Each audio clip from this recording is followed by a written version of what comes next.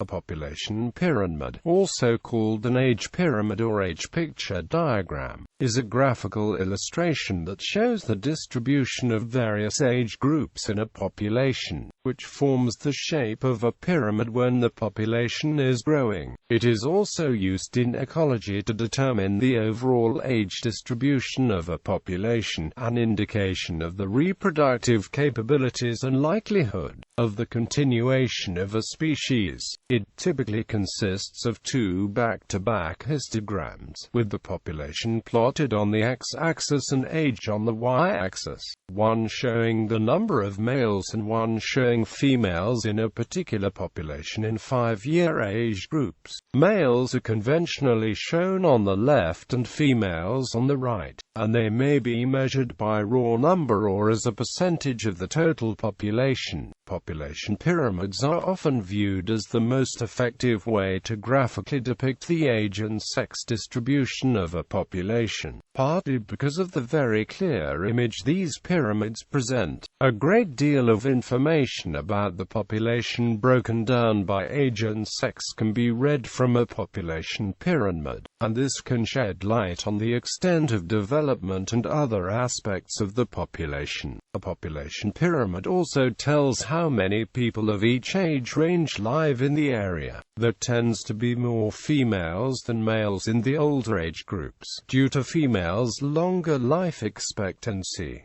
Types of population pyramid. While all countries' population pyramids differ, 4 general types have been identified by the fertility and mortality rates of a country. Stable pyramid. A population pyramid showing an unchanging pattern of fertility and mortality. Stationary pyramid, a population pyramid typical of countries with low fertility and low mortality, very similar to a constrictive pyramid. Expansive pyramid, a population pyramid that is very wide at the base, indicating high birth and death rates.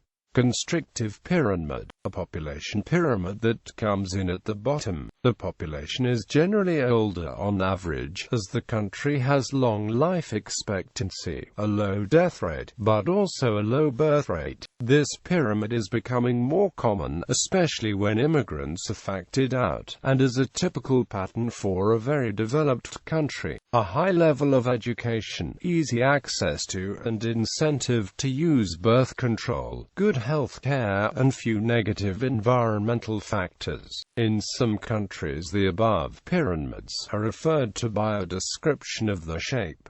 The classic example is the pyramid. The stationary pyramid is referred to as Etlog model. The contracting pyramid is referred to as onion-shaped, or occasionally as urn-shaped.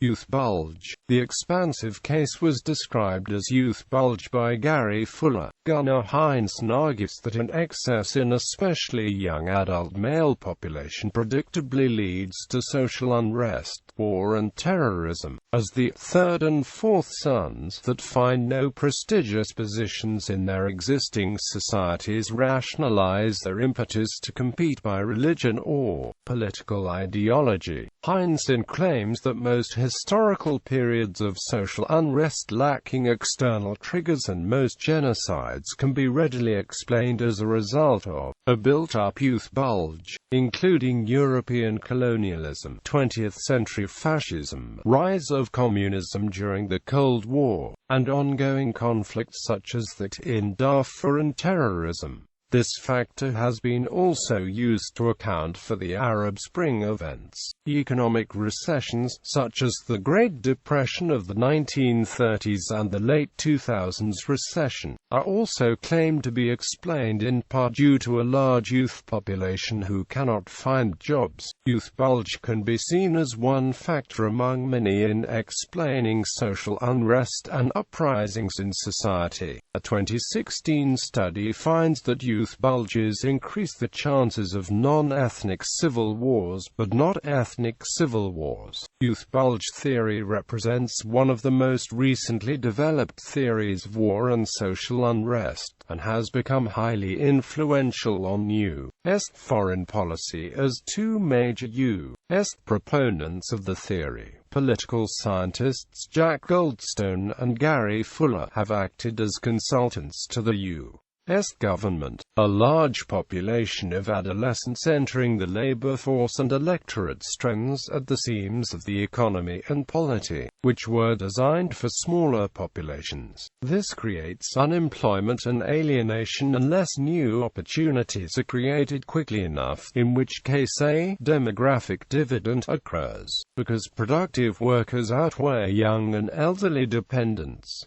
Yet the 16 to 30 age range is associated with risk-taking, especially among males. In general, youth bulges in developing countries are associated with higher unemployment and, as a result, a heightened risk of violence and political instability. For Cincotta and Doses, the transition to more mature age structures is almost a sine qua non for democratization. Many countries with the largest youth bulge are African nations severely afflicted by the HIV/AIDS epidemic, which has decreased overall lifespan dramatically. As of 2012, the largest youth bulge is found in Zimbabwe, which has a population structure with 56.57% between the ages of 15 and 29.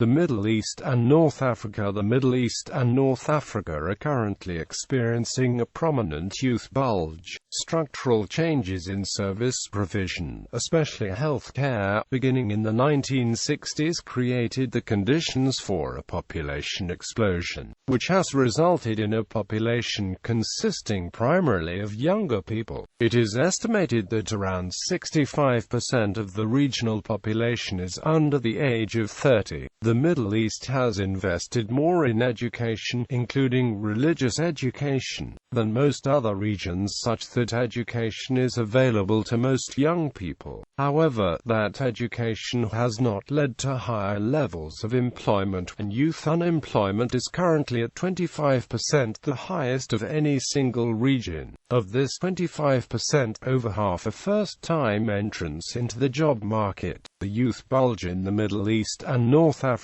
has been favorably compared to that of East Asia, which harnessed this human capital and saw huge economic growth in recent decades. The youth bulge has been referred to by the Middle East Youth Initiative as a demographic gift, which, if engaged, could fuel regional economic growth and development. Egypt's socio-economic challenges. The population of Egypt grew from 30,083,419 in 1966 to roughly 79 million by 2008.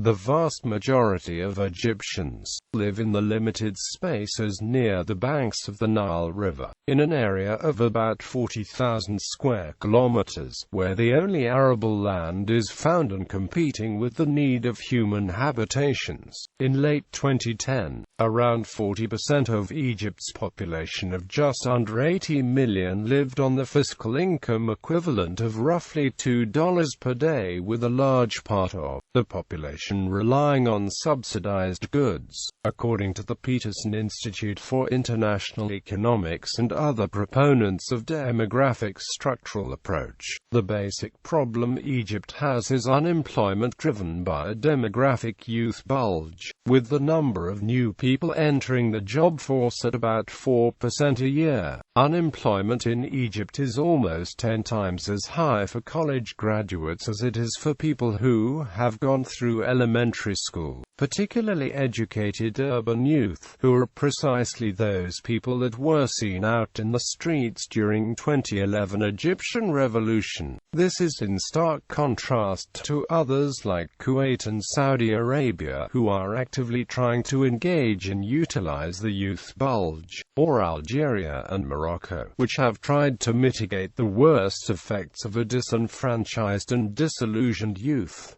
Uses of population pyramids. Population pyramids can be used to find the number of economic dependents being supported in a particular population. Economic dependents are defined as those under 15 and those over 65. In some less developed countries, children start work well before the age of 15, and in some developed countries it is common to not start work until 30, and people may work beyond the age of 65, or retire early. Therefore, the definition provides an approximation. In many countries, the government plans the economy in such a way that the working population can support these dependents. This number can be further used to calculate the dependency ratio in that population. Population pyramids can be used to observe the natural increase, birth and death rate.